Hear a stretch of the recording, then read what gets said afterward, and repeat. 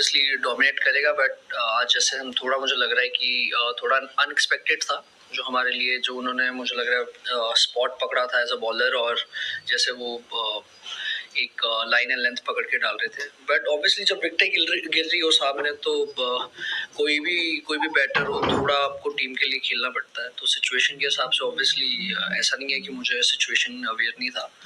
तो मुझे ऐसा था कि जितना स्कोर ज़्यादा होगा, क्योंकि विकेट बहुत डिफिकल्ट लग रहा था खेलते हुए, शॉट्स मारने ईजी नहीं थे, बट यही था मेरा माइंडसेट बस। चैलेंजेस यही है, आई थिंक काफ़ी प्लेयर्स हैं जिनका पहला टूर है, इंक्लूडिंग मी एज वेल। तो कहीं ना कहीं हमें पता था कि एक्स्ट्रा बाउंस पेस और उनकी जो एडवांटेज वो लेते हैं पिच से, तो वो हमें कहीं ना कहीं लगता था कि ये बॉल लेंथ डालेंगे। तो आई थिंक सब काफ़ी अच्छा प्रिपेयर करके आए थे। इट्स जस्ट कि थोड़ा हम एज अ बैटिंग यूनिट मुझे ऐसा लगा थोड़ा कि सरप्राइज हुए हम कि ऐसा बाउंस और पेस जो आ रहा था, और उन्होंने जो डिसिप्लिन बॉलिंग डाली, I think credit goes to them. मुझे पता था हर्षित बैटिंग कर लेता है, क्योंकि काफ़ी नेट्स पे मुझे छक्के मारता है वो, तो मुझे पता था बैटिंग तो वो कर लेता है। बट यही प्लान था, उसको मैंने मतलब उसने ही आके मुझे बोला कि थोड़ा नॉर्मल खेलते हैं। तो I think as a batter उसको अवेयर था काफ़ी कि क्या सिचुएशन है और कैसे थोड़ा लंबा लेके जाएंगे। बट मुझे यही था कि अगर हर्षित खेलता रहेगा तो राइटी लेफ्टी कॉम्बिनेशन अच्छा रहेगा, क्योंकि उसी की वजह से वो शिवम दुबे से भी ऊपर आया था, क्योंकि हमें पिच पे थोड़ा राइटी लेफ्टी कॉम्बिनेशन चाहिए था। तो उसने अच्छा किया बहुत। नहीं, ऑब्वियसली टीम ने देखा मेरे में कि ये चीज़ बेटर है, और ऑब्वियसली जब मैं बैटिंग प्रैक्टिस करता हूँ, मुझे लगता है कि उसमें बहुत मैटर करती है जो मैं प्रैक्टिस घर से करके आता हूँ, कि अगर ये अप्रोच आपको चाहिए तो you have to be very consistent, क्योंकि इसमें ऊपर नीचे होता है। बट मेरी यही उम्मीद होती है कि अगर मैं ऐसे स्टार्ट्स देता रहूँ तो जो हमारे 4-5-6 जो भी बैटर्स आएंगे उनको थोड़ा टाइम मिलता है। एंड मुझे ऐसा लगता है कि मेरे में कहीं ना कहीं, मुझे जब मैं प्रैक्टिस भी करता था या पहले खेलता भी था, तो मुझे एबिलिटी थी जिसमें मुझे लगता था कि मैं ज़्यादा थोड़ा बॉलर को प्रेशर में लेके आ सकता हूँ। तो मैंने उस पर काफ़ी प्रैक्टिस की। तो जैसे प्रैक्टिस करता रहा, फिर टीम में आया जब, और जीजी भाई और सूर्य भाई ने, तो जो मुझे लगता है कि कोई भी ऐसे खेलना चाहे तो उसको थोड़ा सा कैप्टन का सपोर्ट और कोच का सपोर्ट चाहिए होता है, जो कि उन्होंने मुझे शुरू से दिया।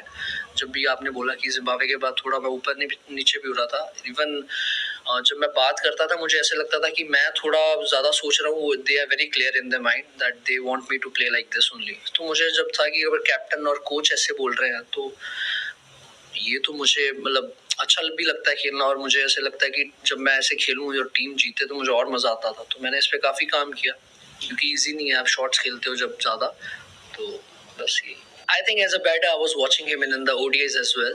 So somehow we knew that he's gonna give us this much difficulty and challenges. So obviously the way he bowled today, even I got surprised. I haven't seen something like this in T20s. It was something new for me as well. Because I'm a batter that wants to dominate, but when I was seeing on the other side that how he's bowling, and even to me as well, seems like he had a plan and he was just executing it. I didn't know this, but obviously, I mean, he's good enough to play all the formats. But still, I was enjoying this challenge because somehow, as a batter, you have to face the world-class bowlers, and that's what I was trying to do.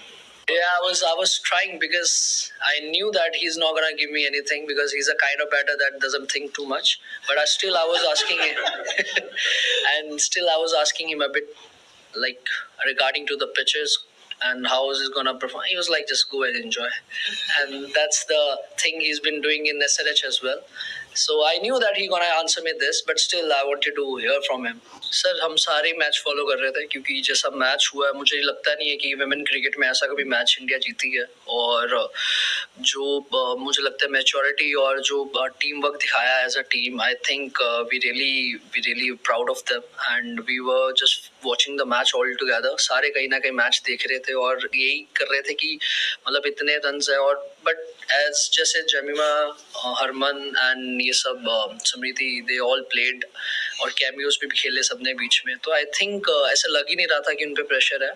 But obviously as a team, Indian team, अगर आप भी देखते हो इसकी women team इतना अच्छा कर रही है तो you get motivated of course.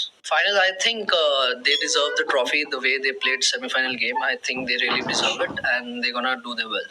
नहीं सर, आई थिंक यूजुअल तो नहीं था, क्योंकि काफ़ी साल से मैं जब बैटिंग ऊपर नीचे हो रही थी मेरी, तो even I was confused. But जैसे मैंने आपको बताया कि आई हैड अ प्लान कि मुझे कैसे अप्रोच करना है आने वाले अपनी बैटिंग पे कैसे। और जब मुझे पता था कि आईपीएल में भी इवन सारे कैसे ओपनर्स इतने कंसिस्टेंट है, एंड ऑब्वियसली मुझे ऐसा लगता है कि जितने वो कंसिस्टेंट है, आप उतना कंपटीशन अगर अपने दिमाग में लोगे तो you have to do something exceptional. तो मुझे यही था कि मैं एक चीज़ में मुझे कहीं ना कहीं लगता था कि मैं इसमें काम कर सकता हूँ, अपनी एबिलिटी जो शॉट्स खेलता हूँ। और मुझे थोड़ा ऐसा होता है कि मैं फील्ड के साथ अवेयरनेस रख के थोड़ा अपनी शॉट्स एग्जीक्यूट करने की कोशिश करता हूँ।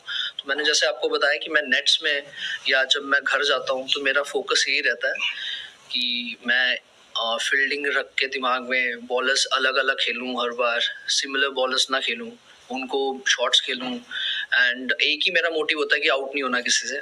तो मुझे वो काफ़ी